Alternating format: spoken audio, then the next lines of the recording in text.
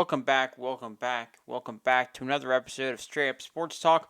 I'm John, and today we're going to be talking about the WNBA because it is mere days away from the tip off to the 2026 NBA season. I am super excited.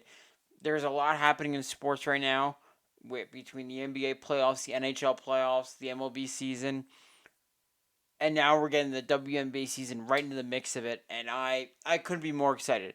How am I going to watch all of it? We're going to find out. But I made sure my WNBA league pass is all up to code right before this, so I'm ready to go. Today I'm going to talk about my early rankings slash power rankings to begin the season. I kind of went through each team, and I am prepared to be very wrong because I think it's so unpredictable and there's so many variables that we don't know. I think a point that I really talked about on the podcast, which you should check out, and on some of my videos here, that there's a lot of turnover in the WNBA. There was a lot of free agents, so there's going to be a lot of new teams. It's going a lot changed and a lot continues to change. Natasha Cloud signs with the Chicago Sky today after they released Maddie Westbeld. They did release Maddie Westbeld after they released Haley Van Lith, which was an interesting move. Granted, she had such a good preseason, but I mean, Jeff is really in let's win now mode. So he brings in a veteran guard. You got a lot of veteran guards in that room. Not a ton of youth in the guard room, but hey, I mean, they are going for it. They are absolutely going for it. Which I can't exactly fault them for it. I guess. I mean, if this is gonna be your path, go for it. Right? Um, yeah, all right. So, but that's not what we're talking about. I mean, we are talking about it, but we're going to talk about the league in general. I could get on a Chicago Sky soapbox all day. I think I'm going to start 15-1, and then maybe I'll give some war predictions. We'll see. But yeah, so 15, I have the Portland Fire, and I mean, they added some fun little pieces in there. I just I don't think they have enough to compete with really anybody right now. Um, there's a lot of people on there that I'm excited to maybe get an opportunity to kind of stick around in the league, like Kaylee Jones as a big one. Hopefully she's been kind of tossed around from team to team. I'm hoping maybe this can be a home for her, or she establishes herself as a WNBA player, which would be awesome.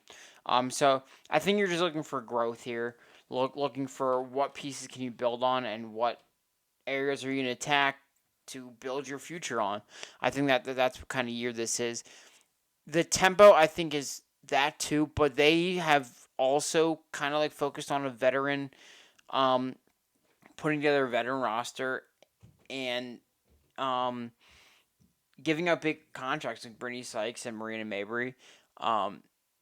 Just I think that they have more established team than the Fire. I could see them going as high as 12 on these rankings, but I kind of put it on the lower end just being an expansion team. You just don't know how these pieces are going to work together.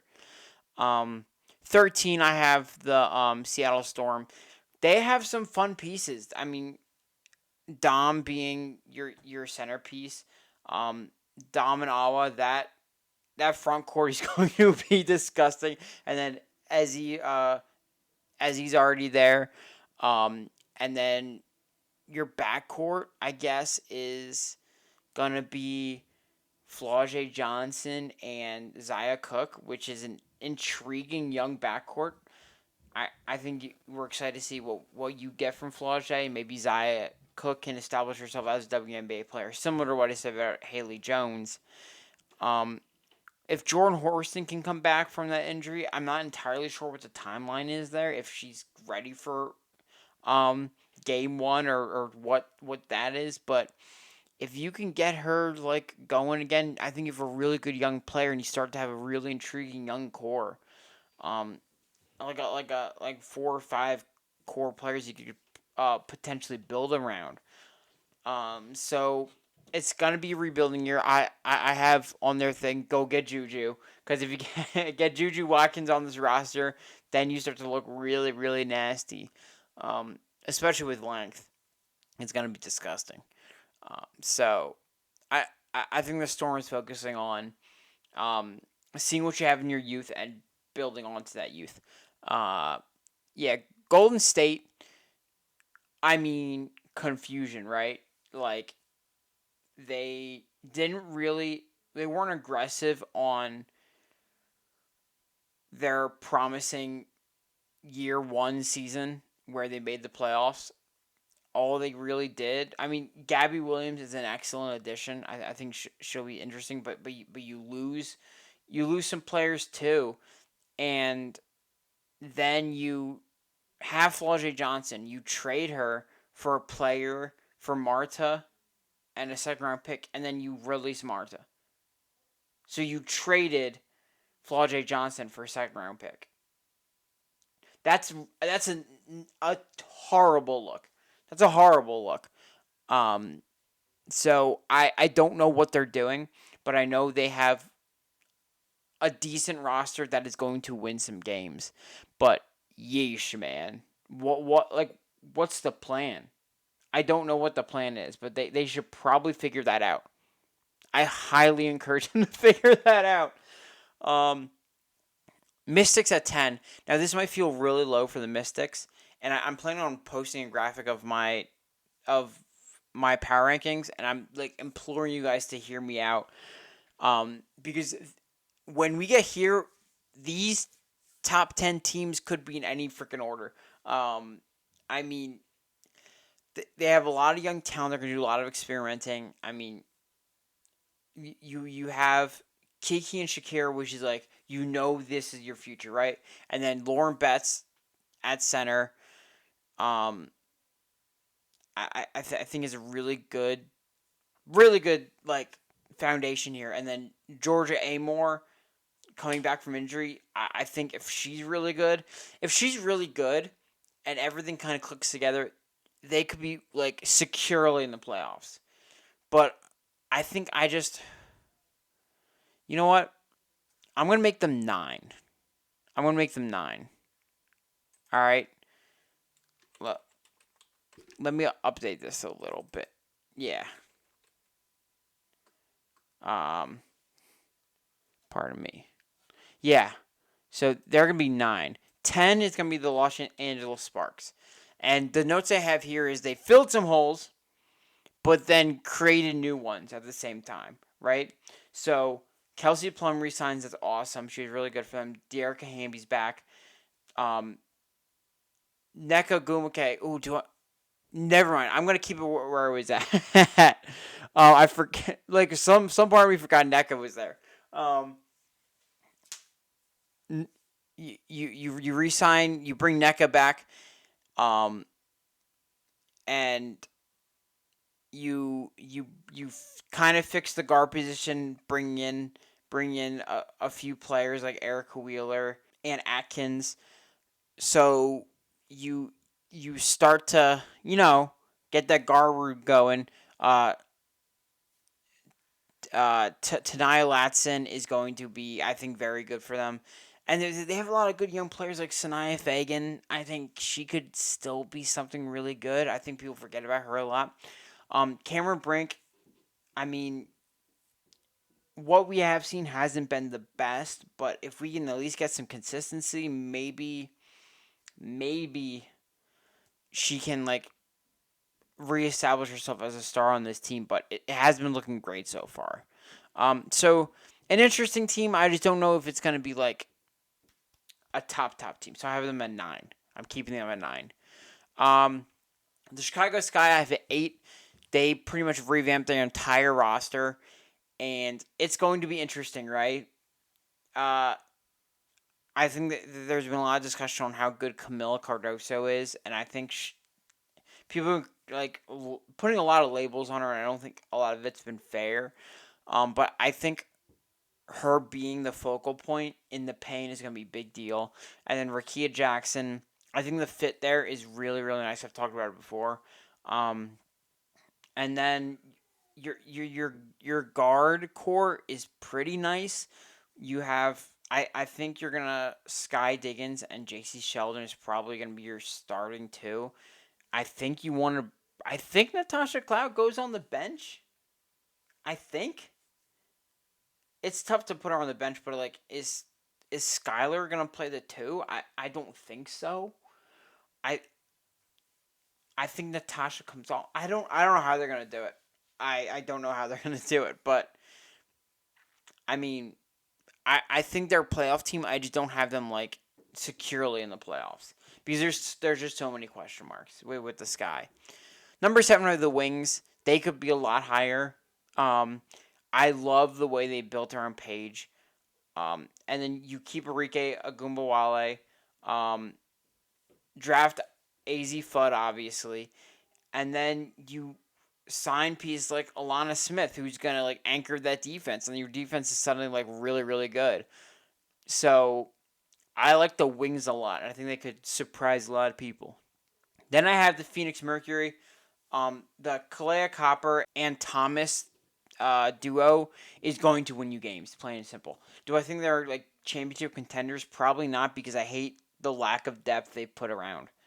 I mean, you lose Satu Sabali and you don't really make up for that at all.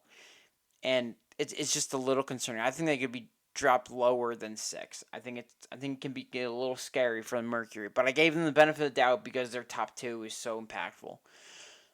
Minnesota Lynx at 5, which is tough, but it's like Nafisa Collier probably going to start off not playing the first few weeks, and then they just lost a bunch of players. Bridget Carlton, Alana Smith.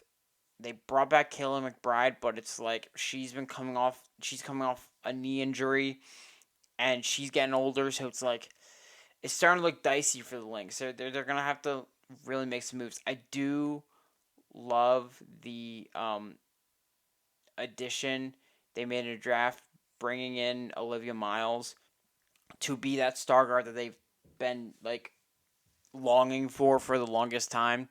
So I give them.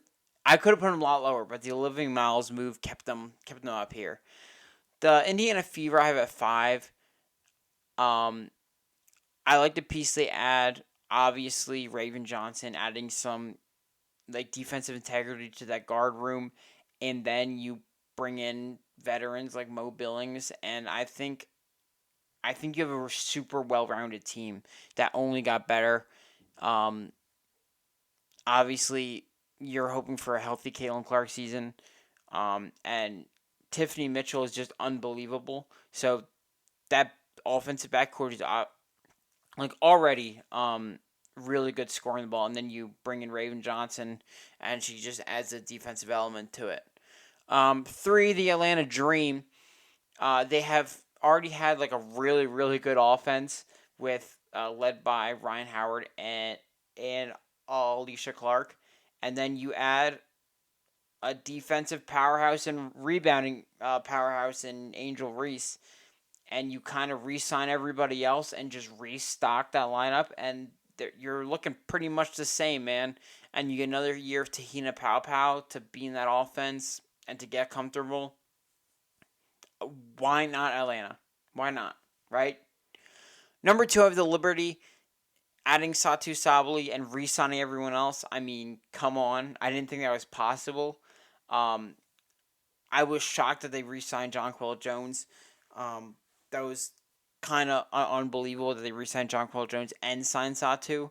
But, hey, man, they brought everybody back. Sabrina Ionescu will start on injured reserve, I believe, for a few weeks. Definitely for a few weeks. So that slows them down a little bit, but probably not too much. My personal opinion on Sabrina is not as high as everyone else's. I think she's a really good scorer, but when people start putting her in like top 5 conversations in the league, I'm just not there with her. I don't think I have her in top 10. I think she's a very good player. I just think people rate her higher than I think she is. And that's okay. That's okay. I think I think when people aren't like at like the sky high ratings that people have, if people like you think I'm a hater or something, but I just have a lot of people that I probably put over. Um, and number one, got to give them the benefit of the doubt. The Las Vegas Aces, they bring everybody back. They figured out their groove last year, kind of figured out Jewel Lloyd's role in the offense in the team, and then you bring in Kennedy Carter, who when she's in the league, she's a bucket and a half, and I think your guard room is insane, and I really like what they did there. So you got to give them the Aces the benefit of the doubt of being that top team.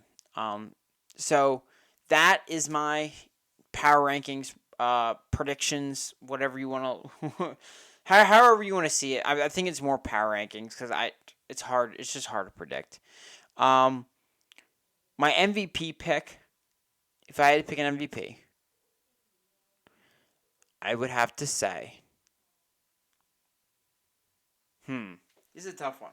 I think I'm gonna assume Asia Wilson gets voter fatigue. I'm gonna make that assumption, even though that's might not be a thing. She might just keep getting it, and that's fine by me. Whatever. Um, I think if Paige Beckers gets this team to like a top playoff team, which I think is possible, I think Paige Beckers could be MVP. Bring the MVP back to the guard position. I could see it. I could see it.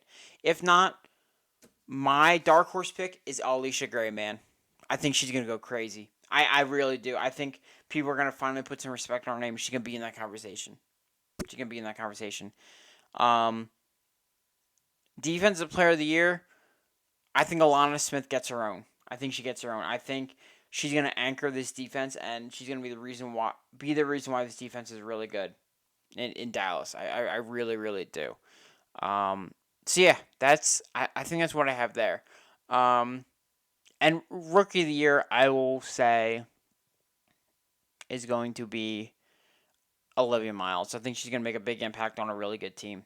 Um, and I I think her impact is going to show more than AZ Fuds, just on their roles in the team. I think she's going to have a bigger role.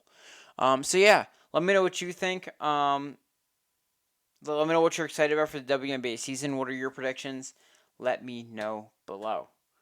Make sure to like, subscribe, share. On the same channel, you can find Dorm Talks podcast. Please check it out.